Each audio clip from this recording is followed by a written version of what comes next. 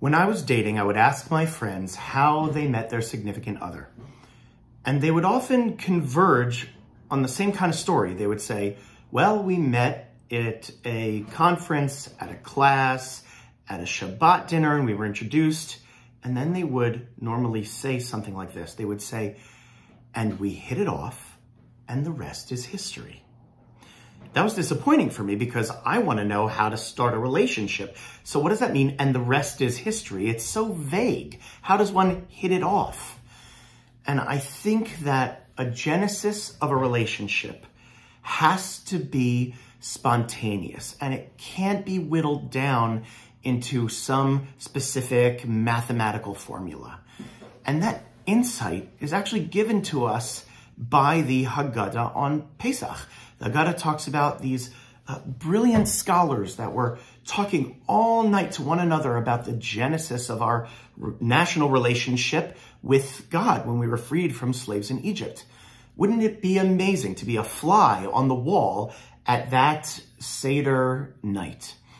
And so I think what the Haggadah is trying to say is that that kind of impromptu, spontaneous atmosphere is really what's needed when we speak to one another.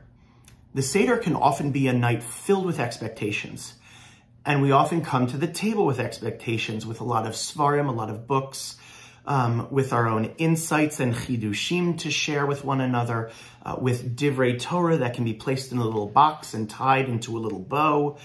But if it's all about expectations and not about really seeing one another and meeting each other where we are, then we miss the opportunity to connect truly with one another. Rav Yitzchak Hutner would say that a Haggadah that does not have wine stains on its pages is very similar to a Yom Kippur machzor without tears staining its pages. I just want to unpack that bit of wisdom a little bit. When I'm reciting the words in a Yom Kippur machzor and they actually hit me deep down inside, and I become emotional, realizing that I could always grow and be a better person, and a tear falls from my cheek onto the page of my Yom Kippur machzor, that's not conducted. It's not predictable. It's spontaneous. That's how emotions flow through us. We can prepare for them, but ultimately they just have to happen.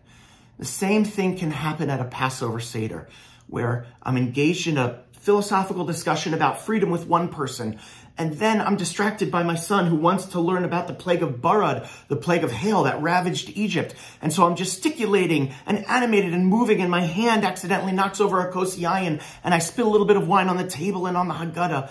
That's where real connections are made.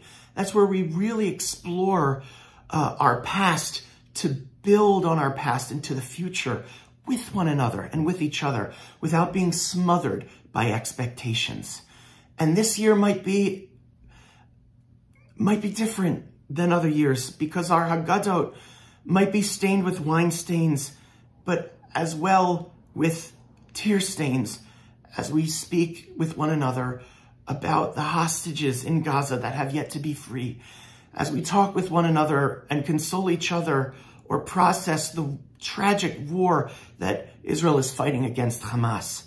So I'd like to give us a bracha that this Pesach be a bit more impromptu, a bit more spontaneous, so our expectations about how the Seder ought to be leaves a little bit more room for genuine, impromptu connection with one another and with Hashem. Chag kasher v'sameach.